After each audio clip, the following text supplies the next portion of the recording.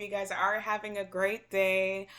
Today we are back for another reaction video. This time it is Wendy Williams. She's interviewing Tatum O'Neal. Um, this interview, this interview was messy, but let's get into it. Shoe camera. Okay. Here, and then you can model that. Yeah. Turn them around. These are actually vegan. They're vegan? Yep. They have a nice block heel. And yes, and I like the wait, how do you do this? There you go. The shoe camera. Sarah, always use her now. Do you eat meat? Yeah.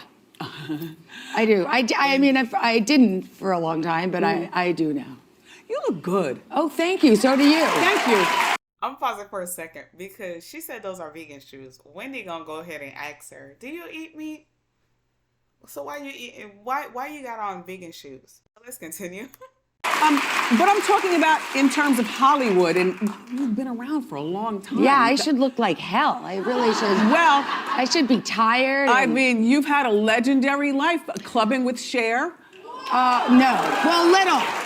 Oh, yes. Mostly living with Cher, which was like my dream. Like, only because like she had a great mother, a great sister, a great best friend named Paulette, who is still her best friend, who is my good friend, and we are still in touch. So I felt like there was a family there, and I had to be extricated out of her house. How old were you during the times that you were living with Cher? Well, I did. To the oddity of Hollywood. So you're 10 years old. It seems like maybe some of the adults around you trotted you around almost like an entree to get into places. Like, you want to get into Studio 54? Or maybe I was a good wingman, you know. Were you getting high? Me? No. At 12? At 11? Honey, it took me till I was 19. Like, that's just like 18. How old were you when you took your first drink? Oh, I was 6 years old with my mother because I wished it was funny.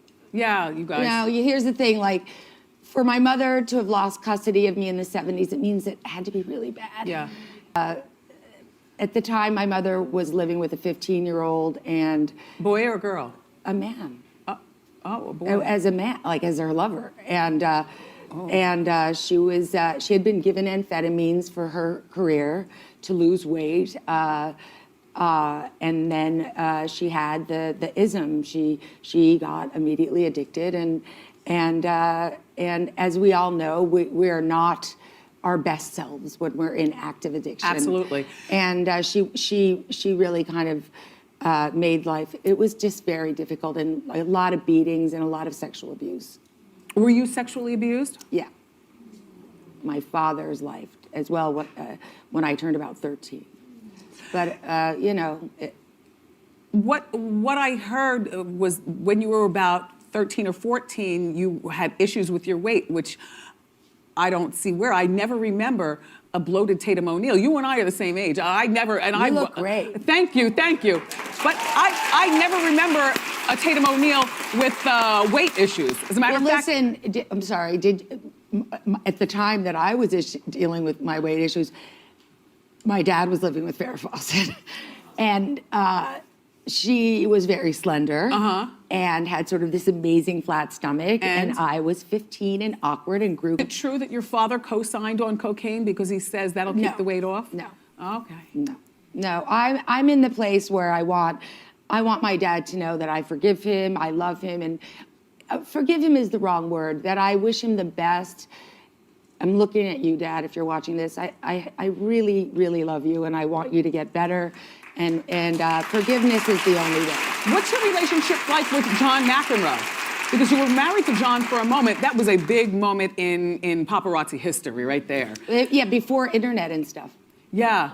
So you're busy. He was my first love and maybe my only love, I don't know. And you were caught up in addiction very deeply during this marriage? No. See, people make narratives up, and I'm not saying you did that, but it's amazing to me, without having any kind of, because I've written about it in my book. I had never, ever tried hard drugs. What's that, heroin? Heroin. Okay.